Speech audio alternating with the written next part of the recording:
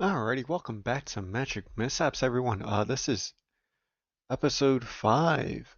Um, Last we left off, our group of adventurers just made their way inside of Hamlot, seeing the ruined city for the first time, if not for the first time in a long time. Seeing collapsed walls and the tower up close. After getting the traveler's warning of not to go, they made him a tent as he collapsed and went on their way. Anyways, let's get into it. The Fracturebound sprint towards the flickering building, the child following close behind until Kale signals him to stay back. The house begins to shift even more aggressively, half of the structure fading into a ghostly transparency. The air around it ripples like heat off stone, bending light and pending reality. Silra, the anchor is collapsing, we don't have much time. Erin kneels briefly, pressing her palm to the trembling ground. Her spores surge outward like drifting fireflies. The tether is slipping in cycles. We enter on the next stabilization. When I say go, go. The house flickers, solid. Ghost. Gone. Solid. Now. Kale charges through the doorway. Silra follows, lightning sparking off her fingertips. Erin slips in last, spores forming a soft green halo around her. It feels like they're stepping into a dream mid-collapse. Furniture, it's half transparent. Dust hangs suspended in midair. One wall bends inward like someone pushed it with a giant thumb, and from the kitchen, a voice crying out. A woman's voice. Please, someone, help us. Kale leaps over a flickering chunk of floor, reaching the doorway. Inside he finds a mother clutching a toddler, an old man pinned underneath a fallen beam, the floor beneath them glitching like a broken illusion. Every few seconds their bodies flicker, phasing in and out of existence along with the house. Kale, we've got them. Silra, beam. Silra thrusts out both hands, lightning swirling. But instead of blasting the beam, she channels the charge into the anchor stone embedded in the floor. A burst of blue sparks stabilizes the room for 3 seconds. Silra, Kale, now. Kale lifts the beam with a roar, pulling the old man free. Erin steps in, spores coating her arms, and slaps her palm against his chest. Erin, stay with us. Breathe. The man fading outline solidifies, just as the house begins to tremble again. Erin, we must move. Silra, the anchor is collapsing, Geo. They charge back towards the exit. Halfway through the living room, the entire space turns ghostly. Kale feels the floor vanish beneath his boots. Erin yanks him with a vine whip of fungal growth. He stumbles forward, catching the toddler as the mother runs. The door flickers to transparency, and then back to solid, and they burst out of the house just before it completely phases out of reality. For an eerie moment, the structure hovers ghost-like, and then, with a soft, inverted sound, like a breath being sucked inward, it disappears, gone, erased from their weave. Only the family and the party remain. The boy who led them to the house runs up to his parents, crying in relief. Kale wipes his forehead. Kale, That was too close. Silra's sparks sputter weakly as she exhales. Hamlot is falling apart. Aaron looks toward the city center. Then we must go where the collapse began.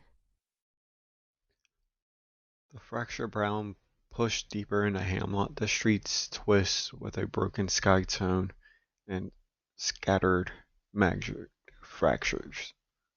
Buildings shimmer, windows show reflections that don't match the people that walk by. Ahead, through the uneven skyline, the black tower rises, like a blade of black obsidian carved into the world. Every step closer feels heavier, as though gravity itself bends around it. Screams, panic, shouts, and strange humming noises echo between the warped buildings. Kale leads, his hand on the hilt of his blade. Unsure of what could come next. Everyone stays sharp. The next tremor could hit any second. Silra presses a hand to a flickering streetlight rune. We aren't just walking into danger. We're walking into the heart of the weave's collapse. Aaron nods, her spores drifting like tiny lanterns. The sleepless voice sings loudest at the center.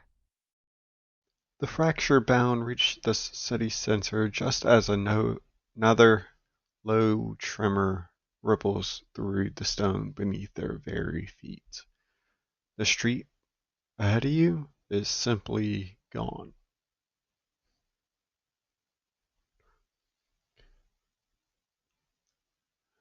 Where the Grand Plaza once stood is now a vast crater, its edges jagged and glassed as if reality itself melted and collapsed inward. Broken street spirals down into darkness. Ancient ruins, older than Hamlot, older than memory, crawl along the crater walls, glowing in a dimming like dying embers. And from below, something moves. A slow, deliberate shifting. The stone grinding against stone. The wet, organic sound that does not belong on the ground. Kale steps forward, peering into the abyss. That's no cave-in. A massive shadow passes beneath the lowest visible ledge, briefly outlined by the runes. Glow, too large, too sinisterous, and moving with intent. Silra's breath catches. That's not just magic runoff. That's a presence.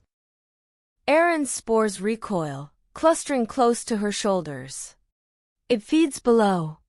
The tremors were not accidents. They were movements. The sleepless voice is not only speaking, it's making space. Then Silra notices something above the crater. Suspended in midair, slowly rotating, is a massive shard of the old sky. City. A fractured platform of marble and crystal, its underside dripping light like liquid starlight. Runes blaze across it in unstable patterns, cycling too fast to read. It hums with power. Not dark. Not corrupt. Ancient. That shard. It's still connected to the original weave. Barely. But it's acting like a stabilizer. Kale looks from the crater to the shard. Meaning if it falls. Silra, the whole district goes with it. Aaron closes her eyes, listening. The shard resists the voice. It is being strained, pulled, and it is losing. As if in answer, the shard jerks suddenly, dipping several feet low before stabilizing again. A pulse, ripples outward. The thing in the crater stirs. The situation?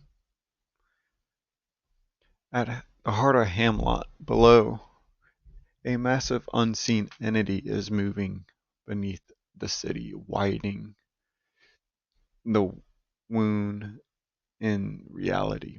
Above, a floating city shard acting as the last brace holding this section together. In between them, the Fracturebound standing at the fault line between the collapse and catastrophe. The black tower looms just beyond the plaza, closer than ever now. Its surface ripples faintly like it's aware of them. The Fracturebound wastes no time. The floating sky shard shudders again, dropping another foot as it cracks a raw magic spiderweb across its surface. Each pulse pulls at the crater below, like breath drawn before a scream. Silra, if this thing falls, the city center is gone. Give me 30 seconds of focus. Kale nods and plants himself between Silra and the crater. You'll have them. Erin spreads her arms, spores blooming outward like a living constellation. The old weave still remembers how to hold. We just have to remind it.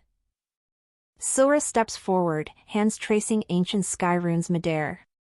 Lightning crackles, not wild, but disciplined. She forces her magic to sync with the shard instead of overpower it.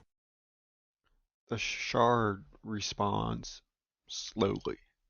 The runes stop flickering randomly and begin to cycle rhythmically.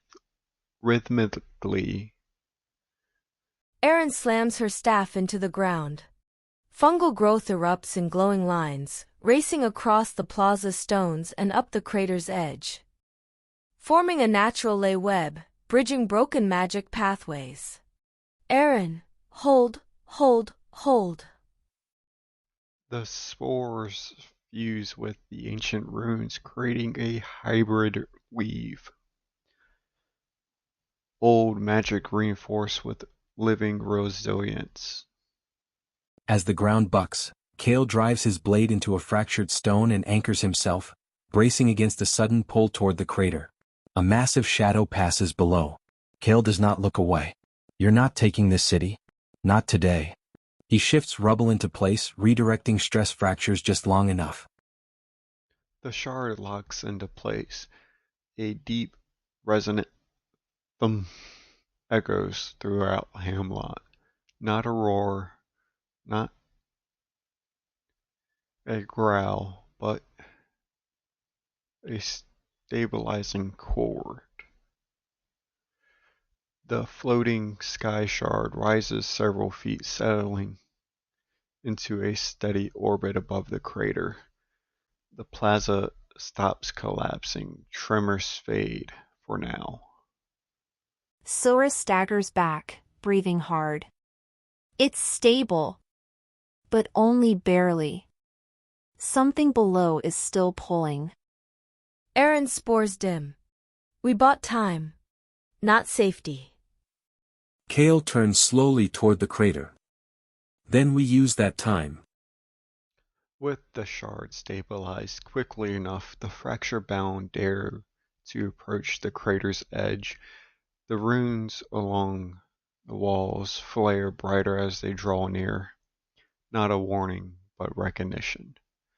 A gust of divine wind rises from below, carrying the scent of a storm-touched sky and high mountain air. And then a voice, not a whisper, not a scream, broken, exhausted, furious, echoing from below. The sky. They caged the sky. And then A massive shape shifts beneath the lowest ledge. Feathers?